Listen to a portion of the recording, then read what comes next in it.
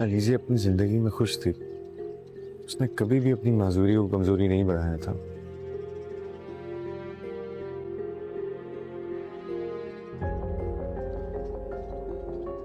वो जानती थी वो नहीं चल सकती। वो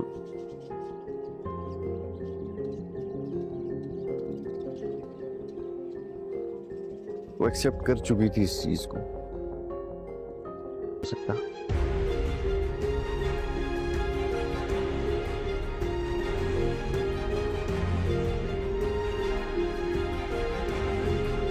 बहुत सारी चीजें अल्लाह ने अपने इख्तियार में रखी हैं। हम उसके सामने बेबस हैं, मजबूर हैं। और यहाँ पे मॉम को कितनी बुरी लगी है तुम्हारी ये हरकत।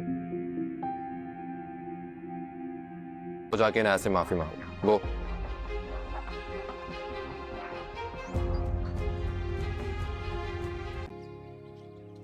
Thank you so much. मैं जानती हूँ राहील, गलती किसकी थी, लेकिन मैं हम दोनों के दरमियान इख्तलाफात नहीं चाहती।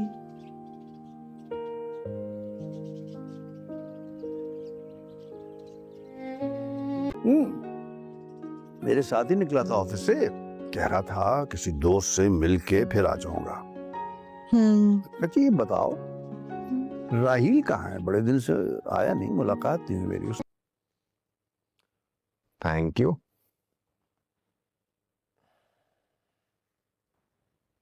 मिनाल कहाँ है? नजर नहीं आ रही।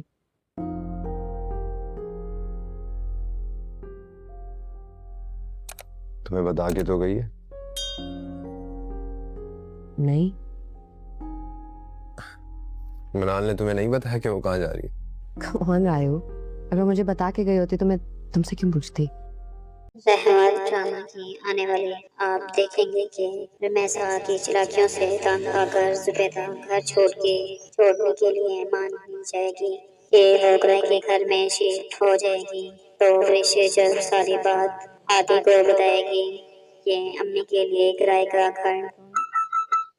घर ढूंढे तो वो कहेगा किराए के घर की क्या जरूरत है, ये भी तो इनका अपना ही घर है। आंटी को बोलिए इधर आ जाए। ऋषि अपनी अम्मी और बहन को अपने ही घर ले आएगी, लेकिन रमेशा ये बात भी बर्दाश्त नहीं कर सकेगी कि जुबैदा अपने बेटे के इतने बड़े आलीशान घर में रहे। वो आलम को भड़काएगी कि कोई भला बेटे के घर में भी रहता है। और जुबैदा को देखो, आलम रमेशा की बातों में आकर लेने पहुंच जाएगा। ऋषि अपने बाबा को खुद बातें सुनाएगी और कहेगी, बाबा आपने हमेशा हमसे हमारा हक छीना है और कभी मेरी माँ को हक नहीं दिया जो आपने आंटी को दिया।